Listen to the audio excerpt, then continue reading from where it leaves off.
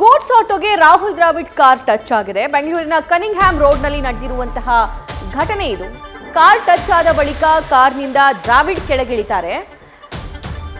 ರಾಹುಲ್ ದ್ರಾವಿಡ್ ಹಾಗೂ goods auto ಚಾಲಕನ ಮಧ್ಯೆ ವಾಗ್ವಾದ ಕೂಡ ಆಗಿದೆ. ಹೈಗ್ರೌಂಡ್ಸ್ ಠಾಣಾ ವ್ಯಾಪ್ತಿಯಲ್ಲಿ ನಡೆದಿರೋ ಘಟನೆ ಇದು. ಸದ್ಯ ಘಟನೆ ಬಗ್ಗೆ ಯಾವುದೇ ದೂರು ದಾಖಲಾಗಿಲ್ಲ.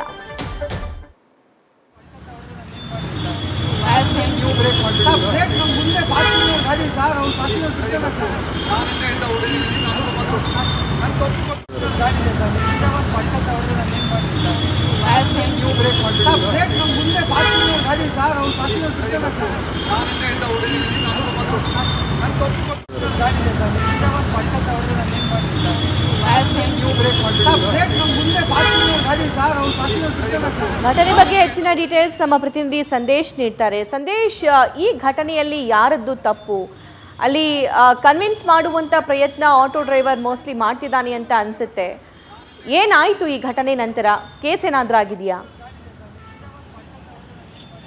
ಸಭಾ, ಈ ಕುರಿತಂತೆ ಯಾವುದೇ ರೀತಿಯ ಪ್ರಕರಣ ಇಲ್ಲಿವರೆಗೂ ಕೂಡ ದಾಖಲಾಗಿಲ್ಲ. ಇವತ್ತು ಸಂಜೆ ನಡೆದಿರುವಂತಹ ಘಟನೆ ಇದು. ಅಂದ್ರೆ ರಾಹುಲ್ ದ್ರಾವಿಡ್ ಅವರು ಕಾರ್ನಲ್ಲಿ ತೆರಳುತ್ತಿದ್ದಂತಹ ವೇಳೆಯಲ್ಲಿ ಕನ್ನಿಂಗ್ಹ್ಯಾಮ್ ರಸ್ತೆಯಲ್ಲಿ ಮುಂದೆ ಹೋಗ್ತಿದ್ದಂತಹ ಏನು ಗೂಡ್ಸ್ ಆಟೋ ಇದೆ, ಆ ಗೂಡ್ಸ್ ಆಟೋ ಸಡನ್ ಆಗಿ ಬ್ರೇಕ್ ಅನ್ನ ಹಾಕಿದ್ದಾರೆ. ಈ ಸಂದರ್ಭದಲ್ಲಿ ಹಿಂದೆನೆ ಬರ್ತಿದ್ದಂತಹ ರಾಹುಲ್ ದ್ರಾವಿಡ್ ಅವರ ಕಾರು ಆ ಗೂಡ್ಸ್ ಆಟೋಗೆ ಟಚ್ ಆಗಿದೆ. ಅಂದ್ರೆ ಸಡನ್ ಆಗಿ ಬ್ರೇಕ್ ಹೊಡೆದ ಪರಿಣಾಮ ರಾಹುಲ್ ದ್ರಾವಿಡ್ ಅವರ ಕಾರು ಹೋಗಿ ಟಚ್ ಆಗುತ್ತೆ.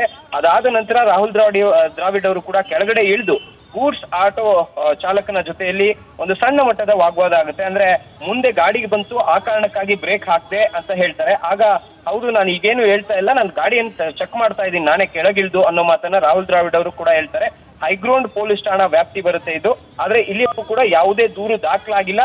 ಸಣ್ಣ ಮಟ್ಟದ ವಾಗ್ವಾದ ಆಗುತ್ತೆ, ಜೊತೆಗೆ ಕಾರ್ಗೂ ಕೂಡ ಅಷ್ಟಾಗಿ ಡ್ಯಾಮೇಜ್ ಆಗಿಲ್ಲ. ಅಂದ್ರೆ ಸಣ್ಣ ಮಟ್ಟದ ಒಂದು ಸ್ಕ್ರಾಚ್ ಬಿಟ್ರೆ ಯಾವುದೇ ರೀತಿ ಕಾರ್ನಲ್ಲೂ ಕೂಡ ಡ್ಯಾಮೇಜ್ ಕಾಣಿಸ್ಕೊಂಡಿಲ್ಲ.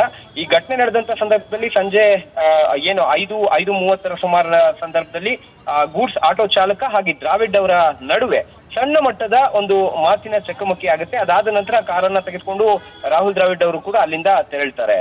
ಸಭಾ, thank you Sandesh. News first ನಿರ್ಭೀತಿಯಿಂದ ನಿಮ್ಮ ಪರವಾಗಿ.